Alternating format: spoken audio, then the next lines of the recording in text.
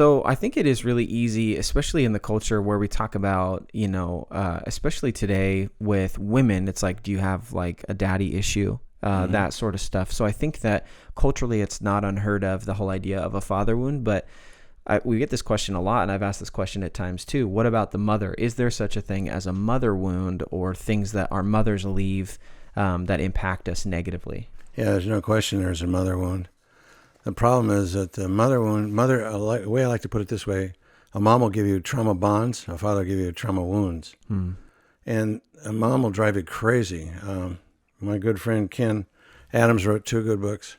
One is When He Marries Mom, and the other one is Silent Seduction, Core of Sexual Abuse. What'll happen is a mom, she'll drive you crazy because when my mom, she was an alcoholic, so I had to take care of her most of the time. And in this cleanliness, she just kind of surround me, and I react to her. And the devastating part of a mother wound is you get mad at mom, and then you're caught in this guilt cycle, and she drives you crazy, you get mad at her, so you're just cycling on this insanity. So there's mother's wounds just as much, but they're tougher to recognize because of the guilt that you have when you get mad at her. Yeah. Okay. I like what you were saying earlier, Ted, about the rite of passage or an initiation rite into manhood in particular. And I think we see in so many cultures, even if they're doing it in kind of some crazy ways, they at least have a way that they bestow on a young person that you have stepped out of childhood into adulthood. And it seems like in our society, the delayed onset of adulthood, if you could put it that way, the perpetual desire to be in youth and to be young is really something plaguing us, especially in our sexual behaviors, because we see people in their 40s, 50s, and 60s that are still trying to act like they're teenagers and have just never matured in their thinking. And I can't help but wonder if part of that is simply we never have helped a young man understand what it is to move into manhood or to womanhood, to really be an adult. And if we could recapture some of that, because I think sexually what people are doing is they're defining adulthood by what they do sexually. That for a man, if he's able to have a partner or to have sex, that's as closest thing we have in our culture to a rite of passage. But unfortunately, it creates a very twisted view of what it means to be a man. And so just the role that a father plays, I love what you're saying, that they play in ascribing to a man or a woman their sense of identity and belonging and purpose.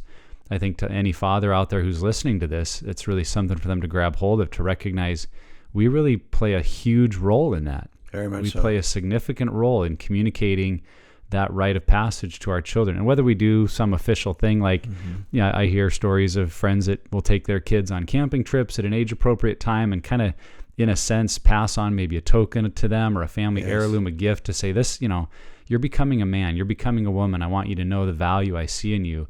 Whether you do something like that or not, I think just to see as parents, man, we have a real role to play here. Very much so. In helping our kids see themselves now as adults. Well, I think another thing, too, that we do as a Christian culture, and I think we do it inadvertently, is we teach that the rite of passage for both men and women is when you get married.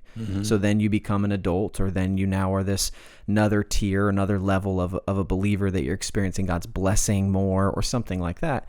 And I don't think that that's the intent of churches or of culture, but I think that we tend to do that. And I mean, I'm talking from experience growing up in the church, going to a Christian university, like it's ring by spring, make sure you get married. Like that's why that's why you're a Christian, is to find a wife. Yeah, what does that say about singles?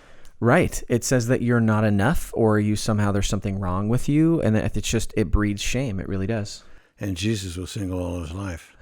That's right. And he's the one we're following. It's kind of crazy what we do, isn't it? Yeah, it is. Absolutely. Oh.